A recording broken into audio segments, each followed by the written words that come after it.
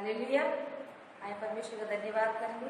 आज वो दिन है जो यहोवा परमेश्वर ने हमें दिखाया, जैसे वचन कहता है भजन 27:18 के 24 पर, आज वह दिन है जो यहोवा ने बनाया है, हम इसमें मगन और आनंदित हो। आज परमेश्वर की आराधना के साथ करेंगे। ये दिन प्रभु ने जो तुझको दिया, इसमें आनंदित रहो। ये दिन जो तुमने जो तुझको दिया, इसमें आनंदित रहो। प्रभु में आनंदित रहो, प्रभु में आनंदित रहो, प्रभु में आनंदित रहो, प्रभु में आनंदित रहो। प्रभु ने जो तुझको दिया, इसमें आनंदित रहो। ये दिन प्रभु ने जो तुझको दिया, इसमें आनंदित रहो। जिसने जीवन दिया है, उसका धन्यवाद करो। सारी पृथ्वी के लोगों, प्रभु का धन्यवाद करो। जिसने जीवन दिया है, प्रभु का धन्यवाद करो। सारी पृथ्वी के लोगों, प्रभु का धन्यवाद करो। प्रभु का गुणगान करो, प्रभु का गुणगान करो, प्रभु का गुणगान करो, प्रभु का गुणगान करो। प्रभु ने जो तुझको दिया, इसमें आनंदित रहो। ये दिन प्रभु ने जो तुझको दिया, इसमें आनंदित रहो। हर बात की प्रार्थना करो, तुम उसकी स्तुति करो। शैतान को जिसने हराया, उसकी स्तुति करो। हर बात की प्रार्थना करो, तुम उसकी स्तुति करो। शैतान को जिसने हराया, उसकी जय जयकार करो। प्रभु की तुम स्तुति करो, प्रभु की तुम स्तुति करो, प्रभु की तुम स्तुति करो, प्रभु की तुम स्तुति करो। प्रभु ने जो तुझको दिया, इसमें आनंदित रहो।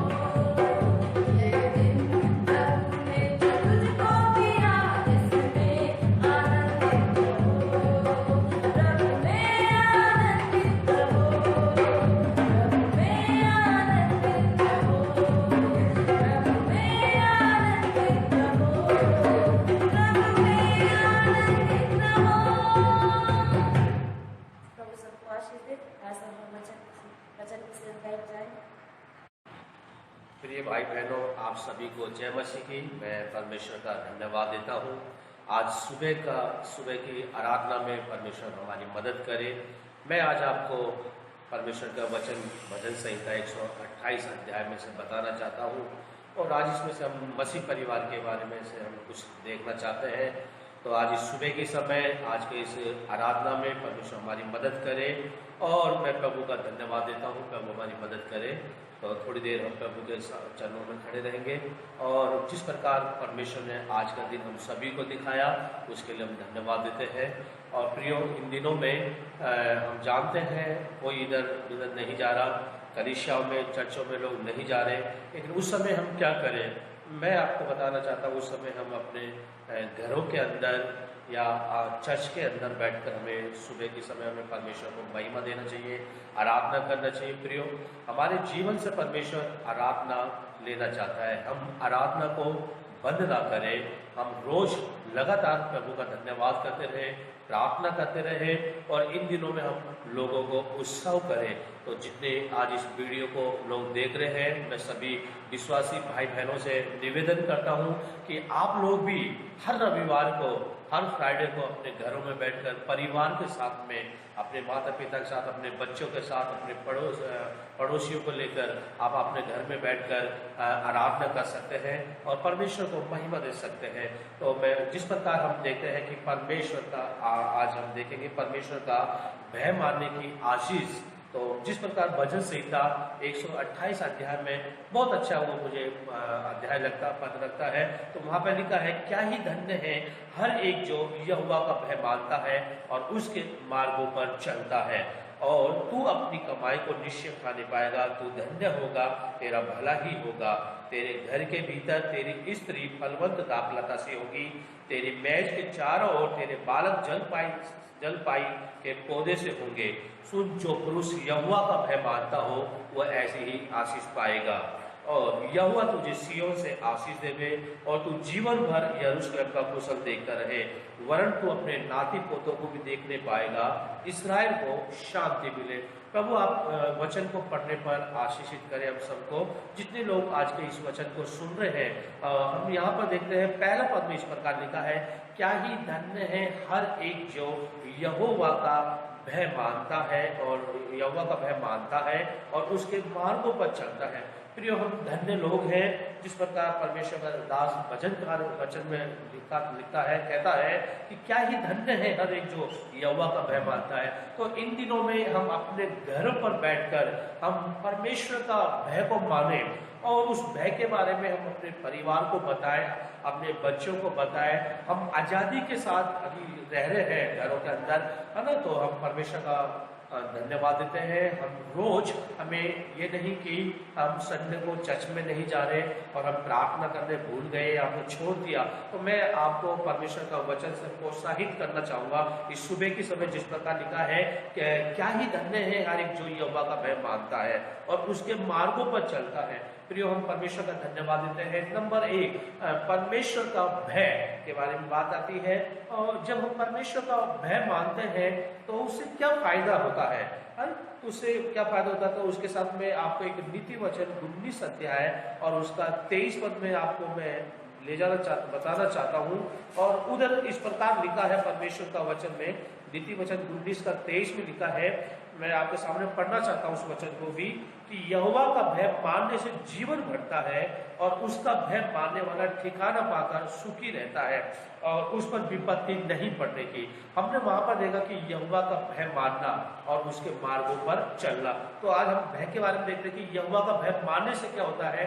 नंबर 1 मैं आपको बताना चाहता हूँ, जीवन बढ़ता है। प्रियो, हमारा जो जीवन है वो परमेश्वर के हाथों में है। हमारा जीवन को बढ़ाने वाला परमेश्वर है। तो इन दिनों में लोग बड़ी विपत्ति से, कोरोना वायरस से, महामारी से गुजर रहे हैं। हम देखते हैं रोज लोगों की मौतें हो रही है, कितने देश विदेशों में लोग मर गए हैं, नाश हो गए हैं, ठीक है, और लोग रोज बीमारी से खत्म होते जा रहे हैं। लेकिन हम परमेश्वर का धन्यवाद करें, परमेश्वर का शुक्रिया करें जो हमें हर दिन बचाता है और हमारी लंबी आयु को बढ़ाता है। यहाँ पर लिखा है कि यहोवा का भय मानने से जीवन बढ़ता है।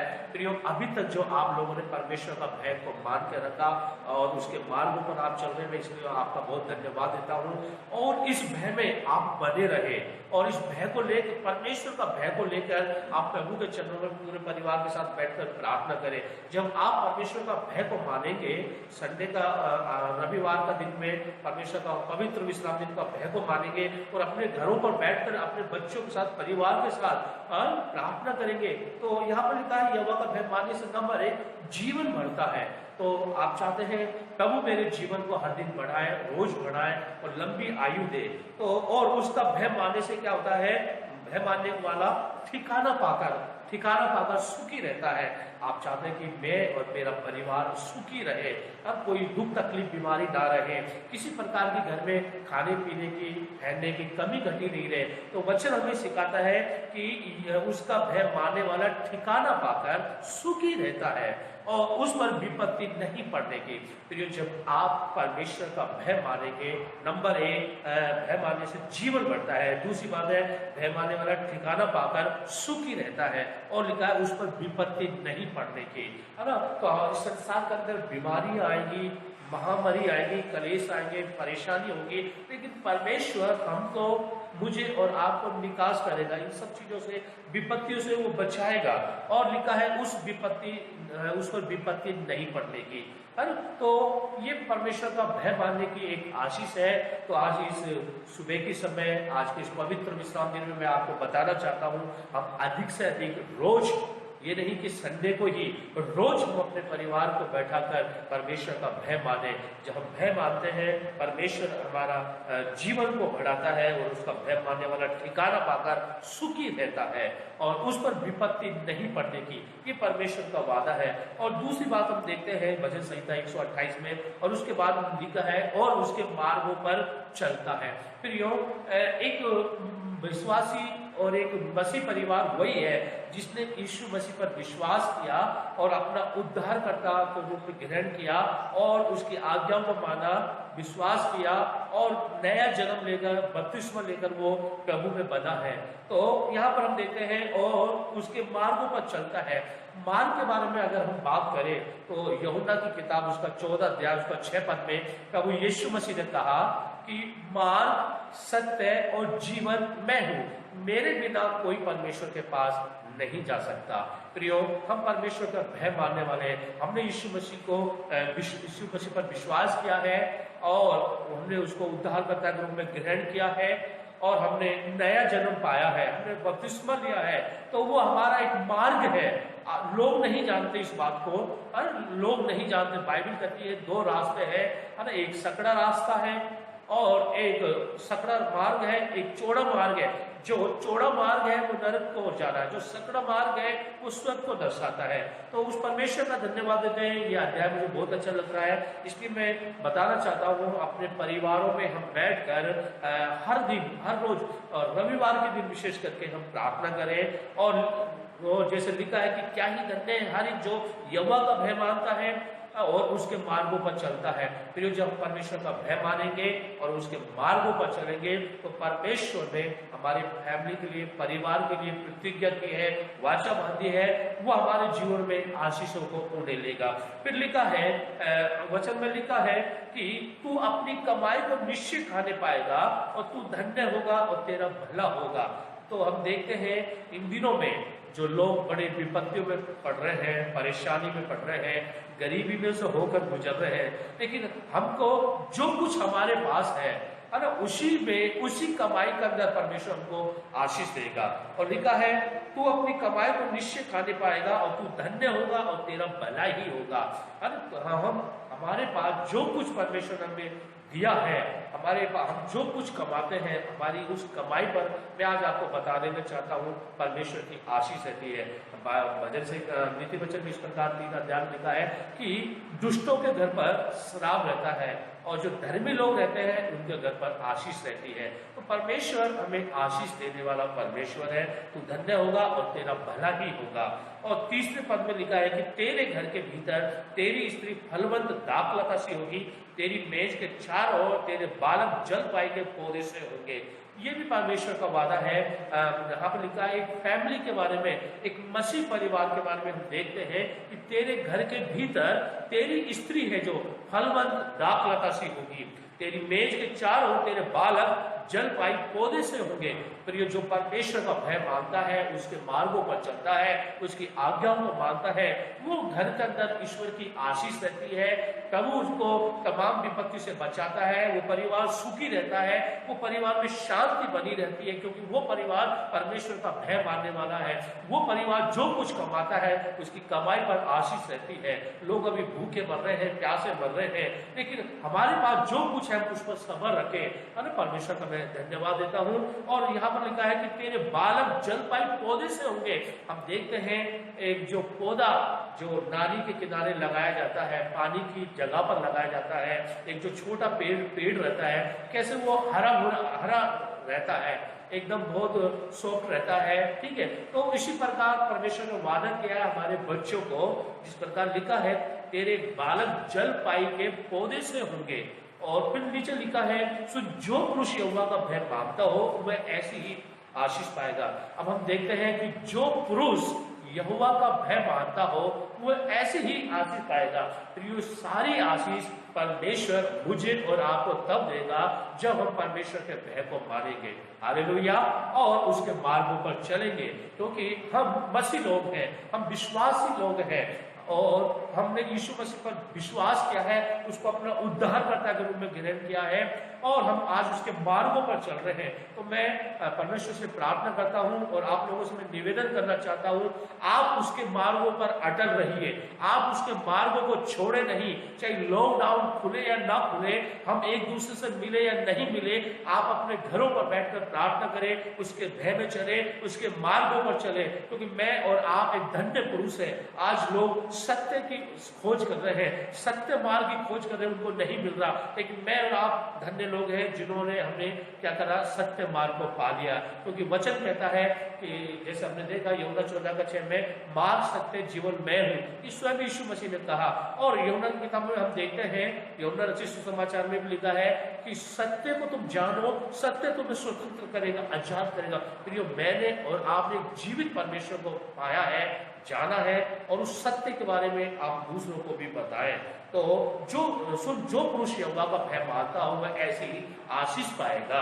तो इसमें कोई शक की बात नहीं है, चाहे इसमें पुरुष हो या बच्चे हो या बुजुर्ग हो या हमारे नाती पोते हो या घर के अंदर कोई भी मुखिया हो, ठीक है, वो जो परमेश्वर का भय मानता है, सच में परमेश्वर उन्हें बहुत टाइप से आशीष देता है। आपने देखा होगा जो मसीह लोग हैं, कभी वो किसी के आगे गिड़गिड़ाते नहीं है, हाथों को नहीं फैलाते।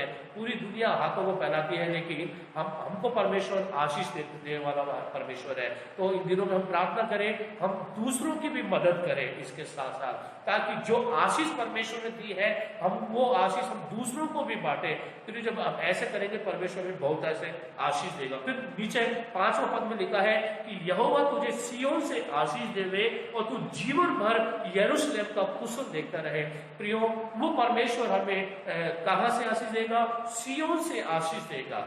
वो अब्राहम का परमेश्वर है। अब्राहम के साथ परमेश्वर ने वादा किया, प्रॉमिस किया और कहा कि मैं तुझे आशीष दूंगा, और वो प्रतिज्ञा परमेश्वर ने जो अब्राहम के जीवन में थी वो पूरे किया।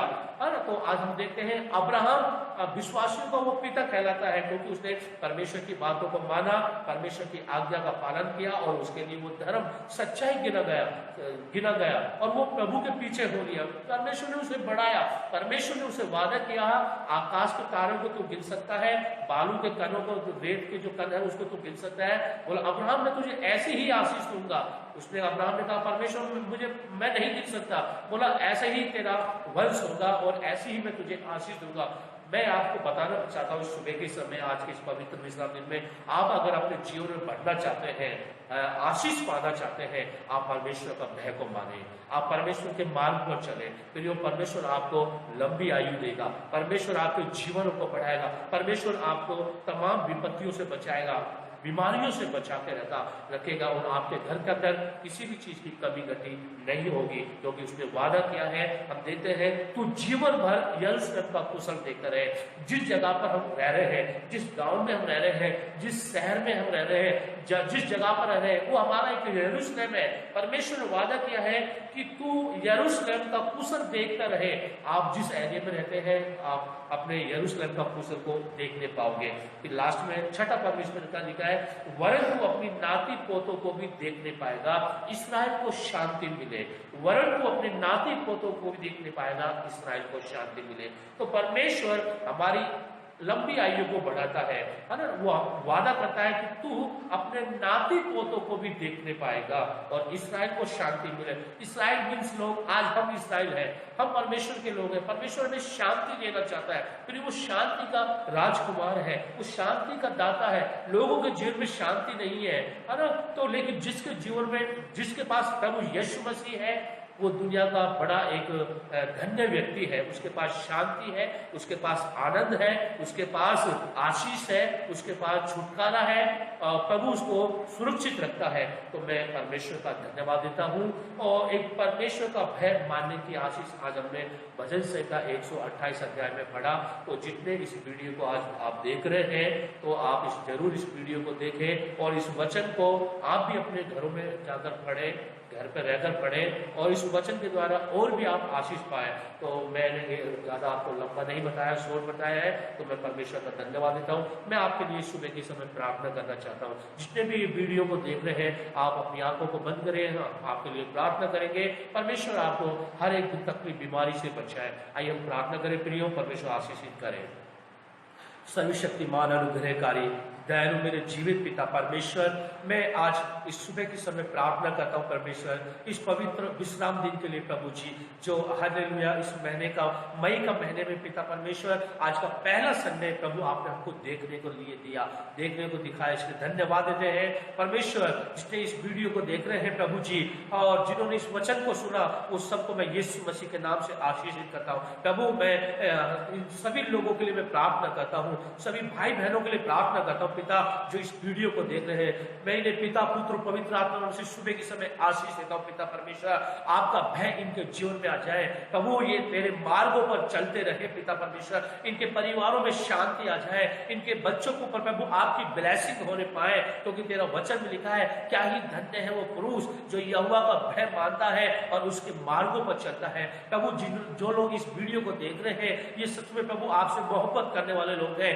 ये आपसे प्रेम करने वाले लोग हैं, इन्होंने प्रभु आप पर विश्वास किया है, आप इनके विश्वासों को बढ़ाए प्रभु, ये तेरे भय में चले प्रभु, ये तेरे मार्गों को पकड़े रहे पिता परमेश्वर। जिस परमेश्वर ने कहा मार्ग सत्य जीवन मैं हूं, मेरे बिना कोई भी परमेश्वर के पास नहीं पहुंच सकता प्रभु। मैं धन्यवाद देता हूं, मैं प्रार्थना करता हूं हमारे इन सभी भाई बहन विश्वासियों के लिए पिता परमेश्वर, इन सभी लीडर्सों के लिए प्रभु जो इस वीडियो को देख रहे हैं, इस सुबह के समय में यीशु मसीह के नाम में इन्हें आशीष देता हूं पिता परमेश्वर। और मैं इनके प्रभु जी चंगाई के लिए प्रार्थना करता हूं प्रभु जी, इनके जीवन में जो भी दुख है, समस्या, तकलीफ है, बीमारी है, वो यीशु मसीह के नाम में दूर होने पाए पिता, और हर एक कमी घटी को प्रभु आप अपने स्वर्गीय भंडार से पूरा करें पिता, क्योंकि आप हमें आशीष देने वाले परमेश्वर है, आपके पास आशीष का सौदा है परमेश्वर। प्रभु तेरे लोगों को कभी भी किसी प्रकार की कमी घटी नहीं रह सकती प्रभु। तेरा वचन भजन संहिता उसका हालेलुया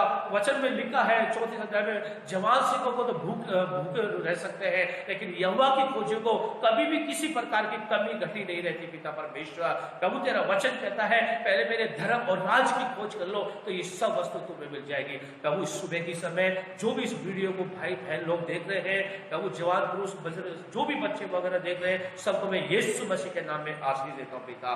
प्रभु आप इनकी सबकी मदद कर, सहायता कर। धन्यवाद हो प्रियो, आपने प्रभु के वचन को सुना, सभी को जय मसीह की। परमेश्वर आपको आशीष दे, बहुत बहुत धन्यवाद। आप परमेश्वर का भय में बने रहे, चलते रहे, बढ़ते रहे और लगातार आप प्रार्थना करते रहे, और इस कोरोना वायरस से आप बचे रहे, और आप जो सरकार का पालन है उसको आप करते रहे। प्रभु आप सबको आशीष दे। थैंक यू, जय मसीह।